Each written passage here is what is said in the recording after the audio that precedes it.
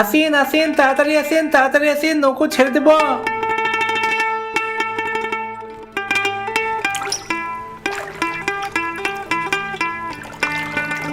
জ্যৈষ্ঠ মাস, প্রচণ্ড গরম।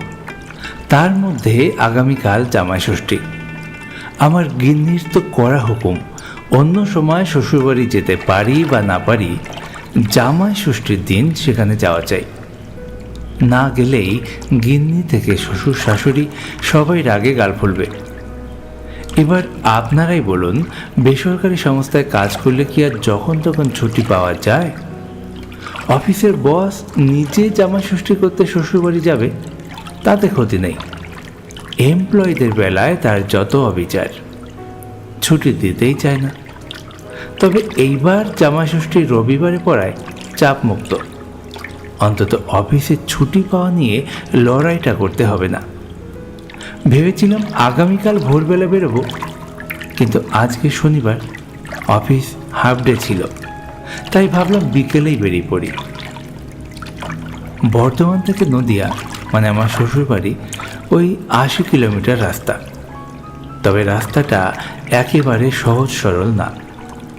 বাস বা ট্রেনে করে যেতে হবে স্টেশন, সেখান থেকে টোটো করে যেতে হবে গঙ্গার ঘাট, আর সেই গঙ্গা নৌকোতে করে পার হয়ে ওপারে যেয়ে টোটো ধরে তবে যেতে হবে শ্বশুরবাড়ি। ও, একটা কথা তো বলতেই ভুলে গেছি। আপনারা হয়তো ভাবছেন আমি একা একা কেন যাচ্ছি, আমার গিন্নি সঙ্গে নেই কেন? সে কয়েকদিন আগেই তার বাবার বাড়ি যেয়ে বসে আছে, আমি গেলে আমার সাথে একেবারে ফিরবে। যাই হোক, আপনাদের সাথে কথা বলতে বলতে নদীটা পার হওয়া হয়ে গেল। এইবার নৌকো থেকে নেমে টোটো ধরে আমার গন্তব্যে। ঘড়ির দিকে তাকিয়ে দেখলাম রাত প্রায় 8টা বাজে। গ্রামগঞ্জের ব্যাপার, টোটো পাবো কিনা এটা নিয়ে একটা চিন্তা হচ্ছে। নিন, সবাই সাবধানে নামবেন, দেখে দেখে নামবেন, আস্তে আস্তে নামবেন কিন্তু সবাই।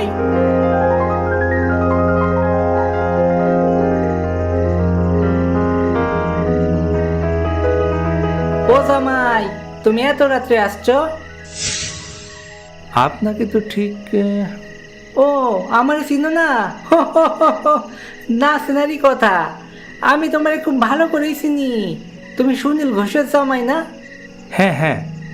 তবে আমি তোমার বিয়েতে গেছিলাম তো, তোমার শ্বশুরের সাথে তো আমার খুব খাতির। ও আচ্ছা, আপনি ভালো আছেন তো? হ্যাঁ, ভালো আছি।